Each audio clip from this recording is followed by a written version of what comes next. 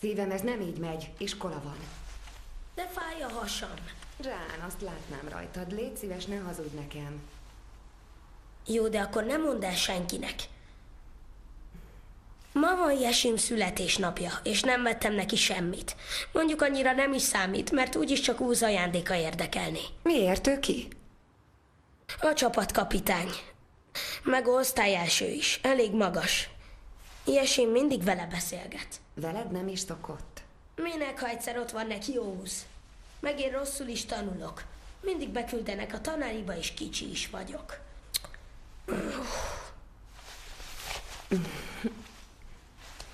Figyelj ide egy kicsit.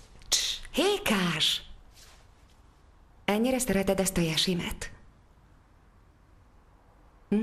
De ő nem akar észrevenni. Akkor elmesélek neked egy történetet. Eddig, aki hallotta, azt mondta, hogy az életben ilyen nem létezik. Azért elmondjam?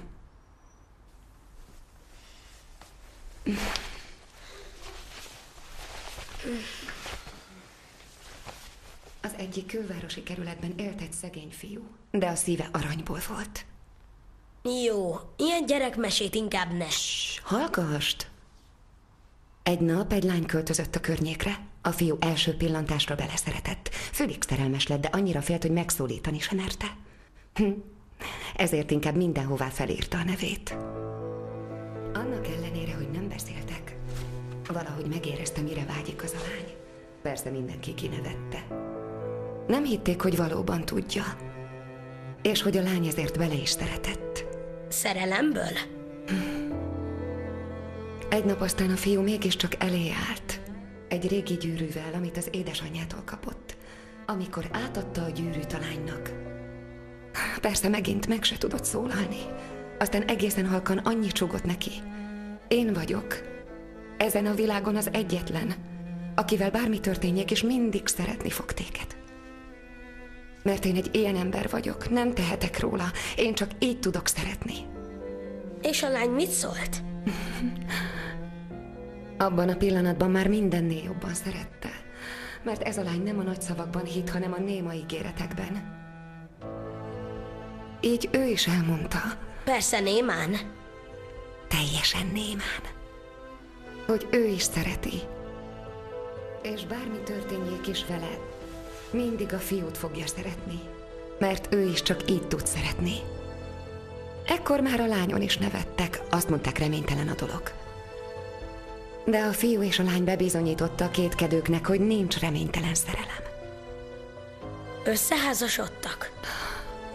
Nem. Mert a lányt közben elvakították a körülmények. Csúnyán becsapta a fiút, és máshoz ment feleségül. Nem már.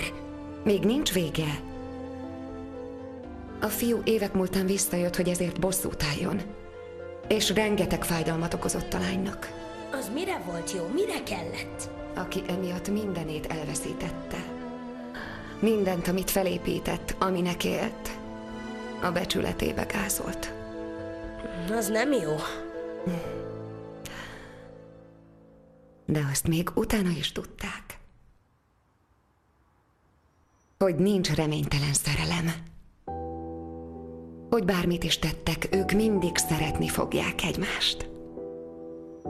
Akkor csak összejöttek, nem? Nem, Jane.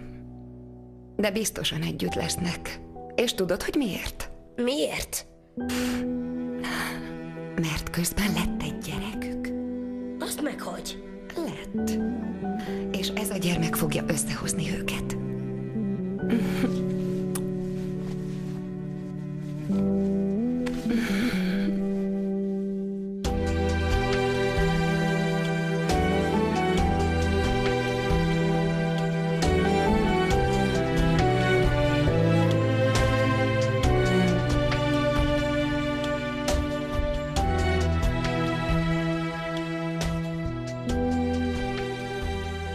Valójában el sem mentél, Cimbi, igaz? Soha nem hagytad el Eisent.